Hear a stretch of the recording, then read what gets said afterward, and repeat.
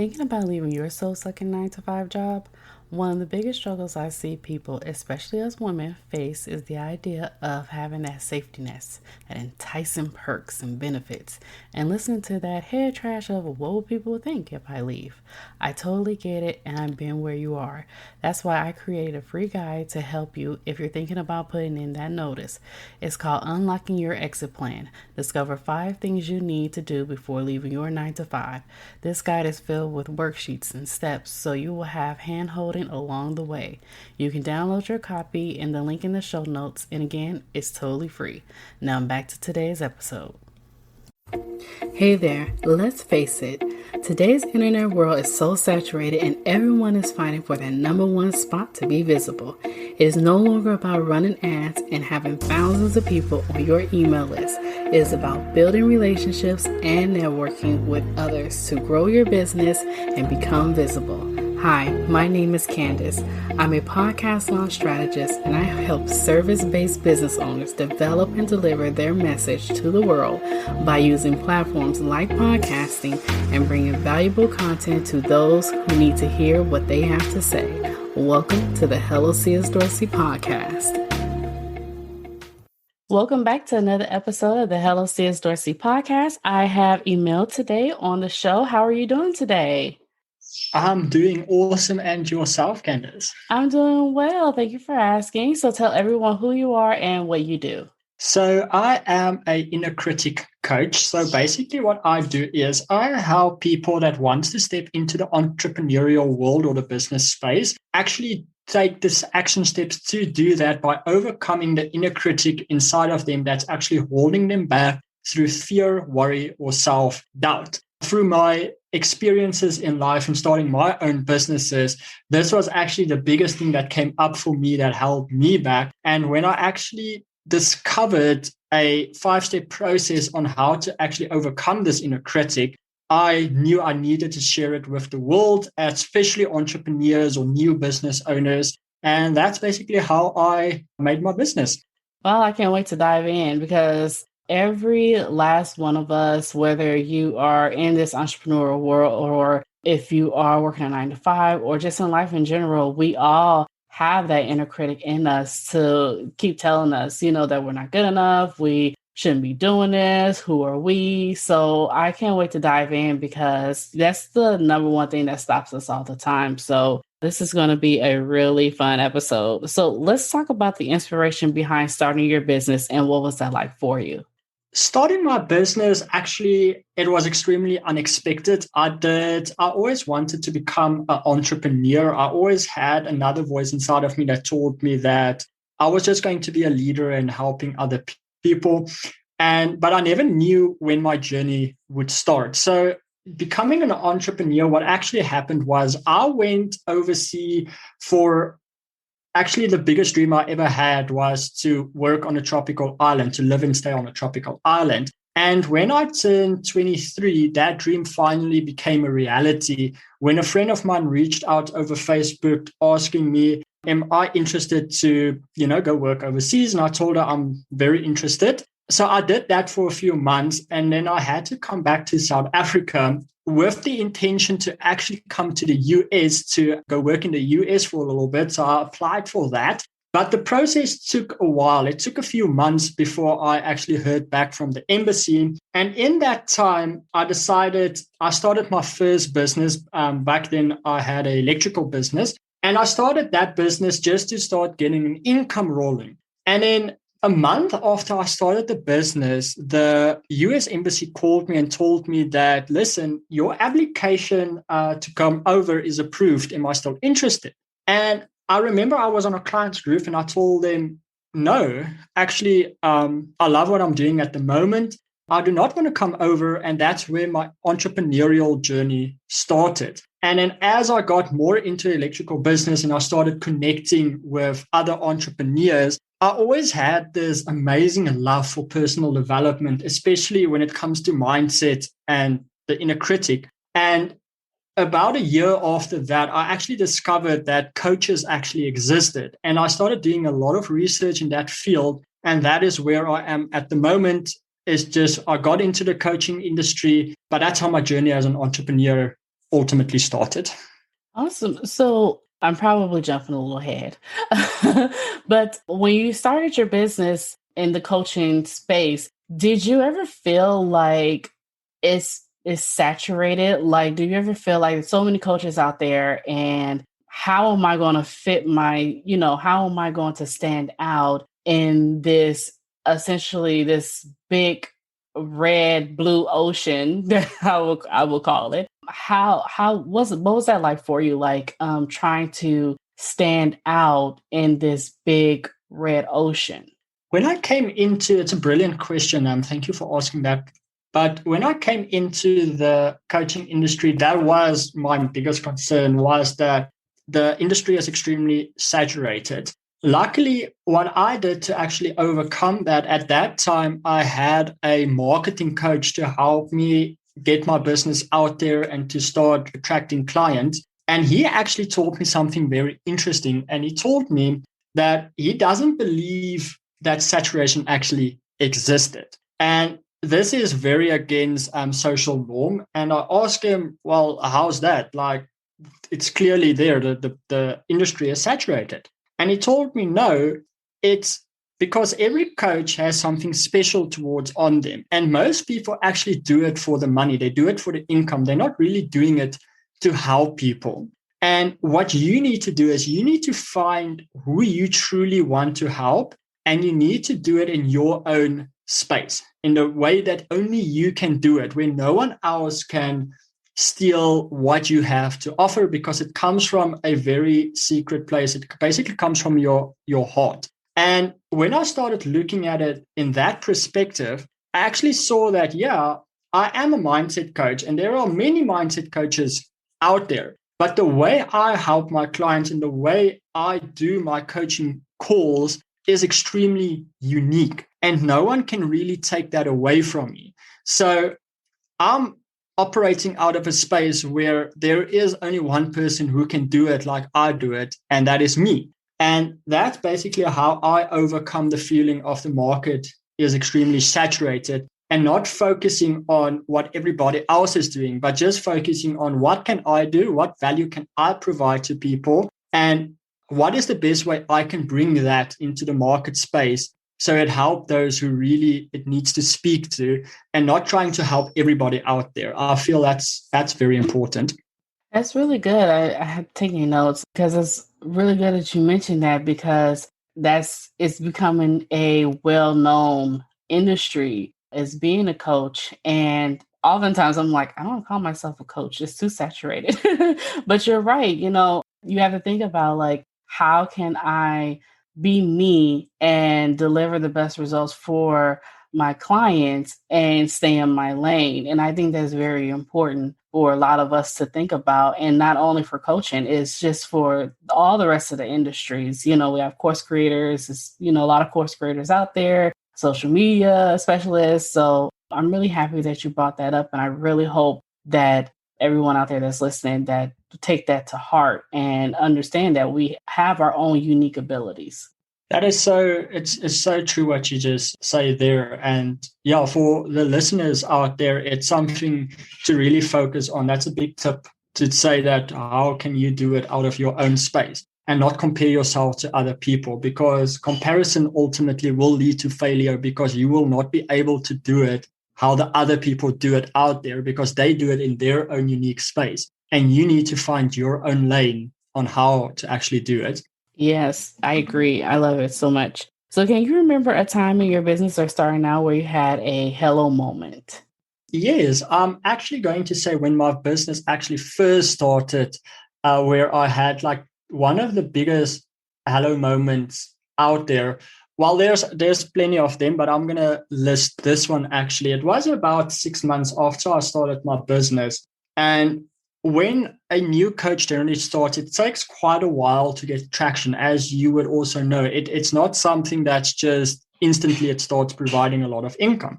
And back then, I was really worried about all of the expenses, the bills kept piling up. What am I going to do to actually pay everything? And the problems in quotes can actually got so big that that's all I was focusing on was the problems, until I asked my coach, all right, I'm stuck in this financial problems, and I can't seem to get out of it.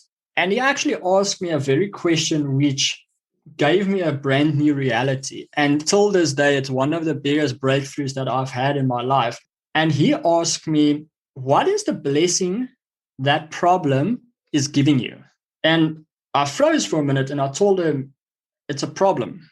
I can't see that there is a blessing behind the problem. And he looked at me and he's like, no, there's always a blessing. A problem isn't there to break you down. A problem isn't there to keep you back. A problem is there to make you better. A problem is there to give you the tools you need to go forward in life. And when that really clicked in my mind, I actually had such a big epiphany that from this point forward, when I run into a problem, I always ask myself, what is the blessing this problem is giving me?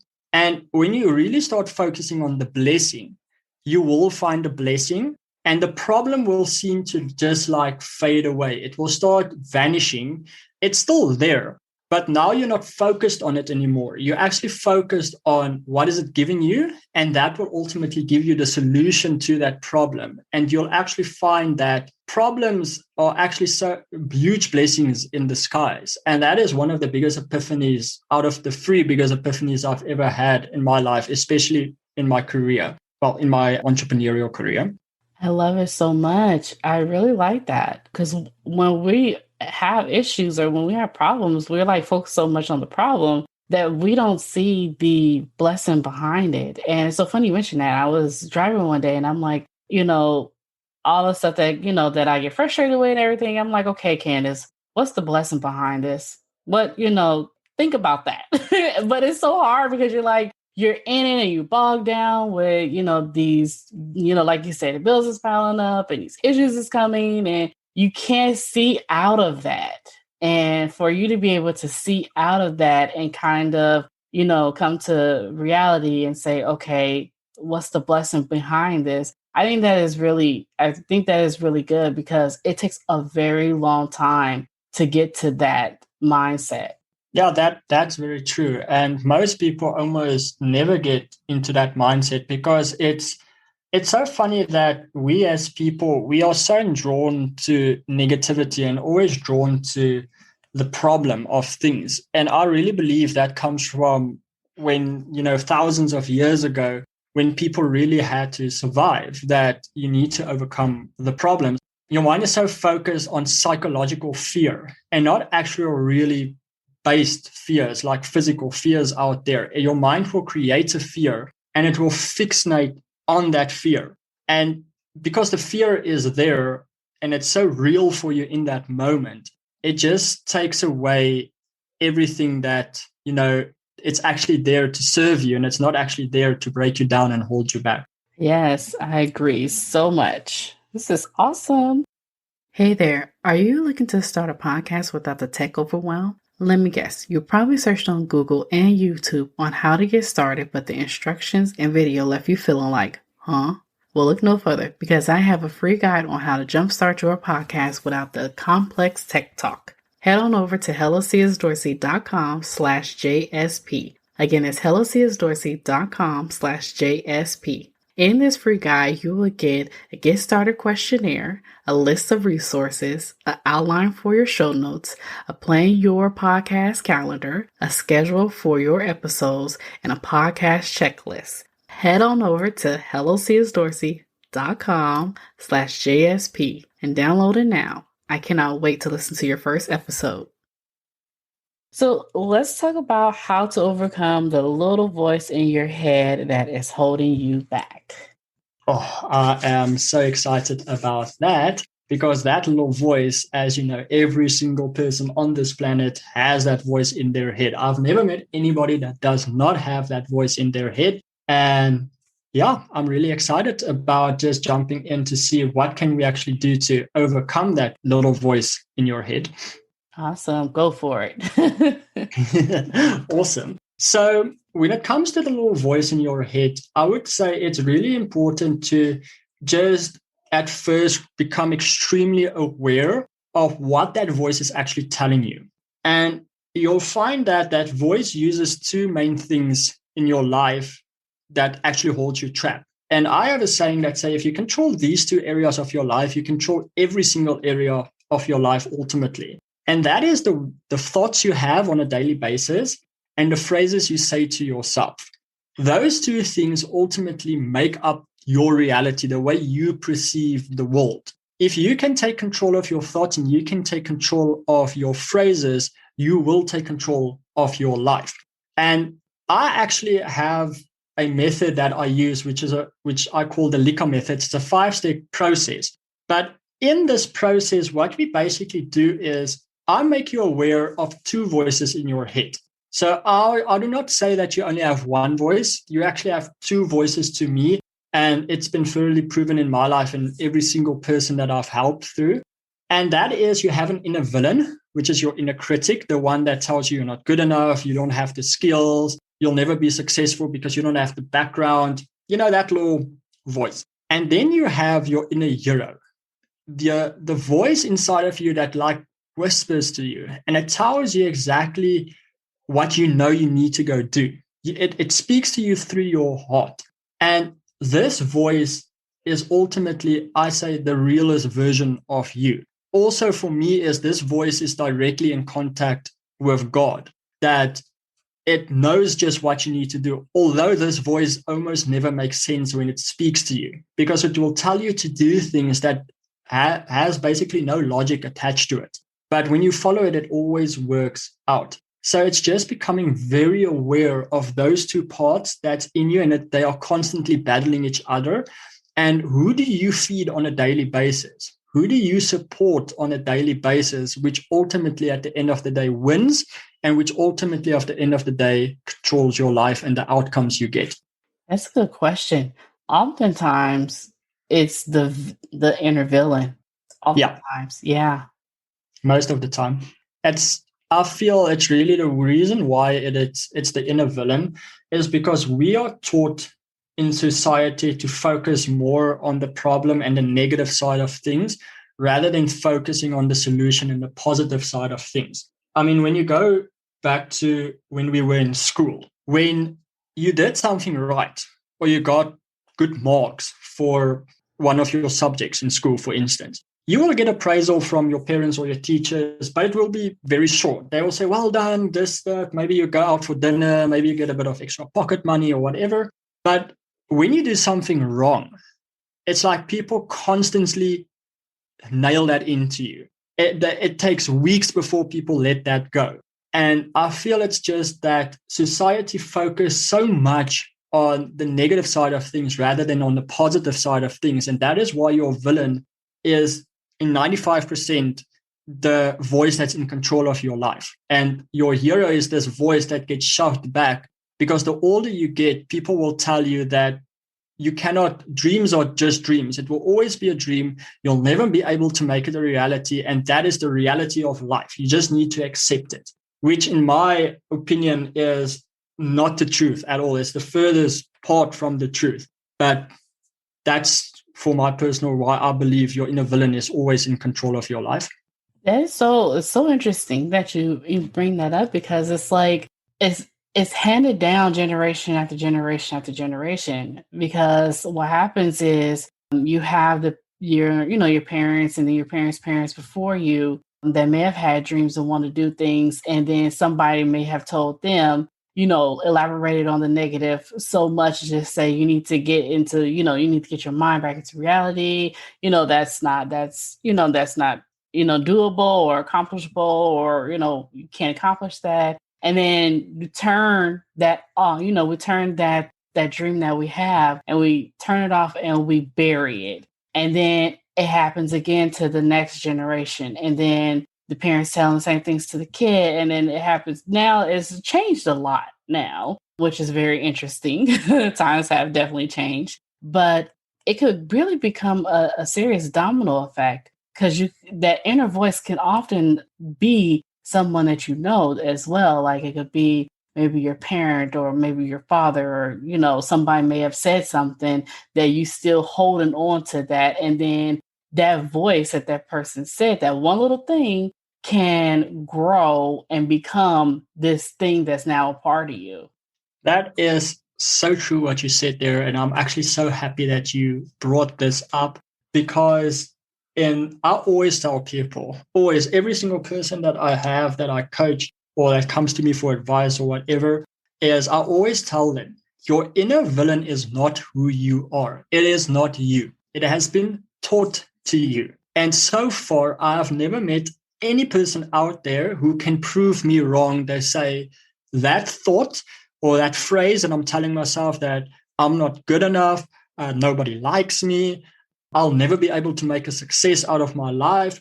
Every time we drill down and we get to the root of where it actually comes from, it comes from 95% of the time your parents. I believe that's just when we are young. They are the people we really looked up to, and we really take every word that they say to us as the truth, or it comes from your friends, or it comes from teachers. And this is every single person, and I want to really stretch this out, that villain is not who you are. If you feel we believe it's who we are because we repeat that phrase to ourselves constantly every day, multiple times, and it becomes who we believe we are. But if you really break it down, it's not. It's been taught to you. You've been taught to think this way. And you actually have the ability to set yourself free. You have the ability to choose. Do you want this reality? Do you want to be this person? Or do you want to be the person that God really created you to be? To live out that dream that's so uniquely to you. Yeah, that's what I just want to really emphasize on that. I love it. I love it so much. This is really good. I'm so happy you came on. Thank you. I'm really happy to be here. Awesome. So any last minute advice you have for our listeners out there? Yes, I have a bit of advice for listeners, and that is, I'm going to say there's 3 things ultimately if you want to really start overcoming this inner villain. And the first thing is to really become aware of it.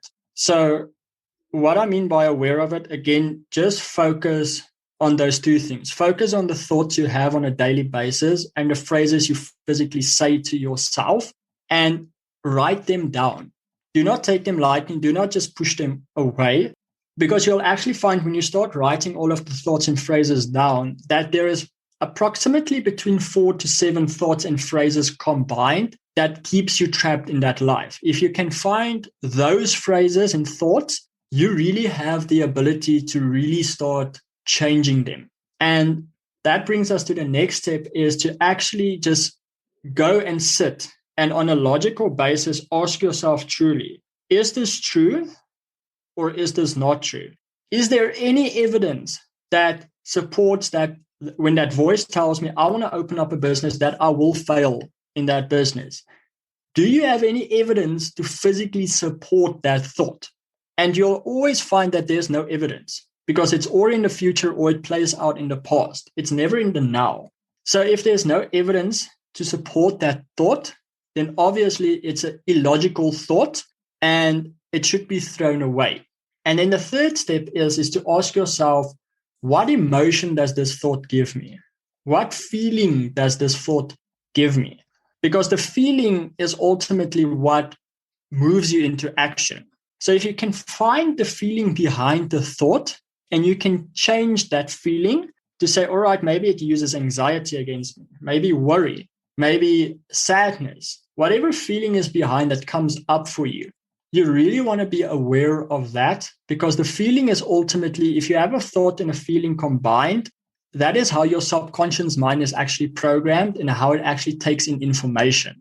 So with that, if you change the thought to a positive thought and you attach a positive feeling to that thought, and you do this over and over and over again, you'll actually start reprogramming your subconscious mind, and you'll actually reprogram the belief that you have inside of you. So that is the biggest things that I would say, if you really want to start combating your inner villain, your inner critic, that is the way to do this without having to change your entire life, without having to change what you do at this moment, because that will just lead to overwhelm most of the time, and the villain will take over and you'll be right back where you started.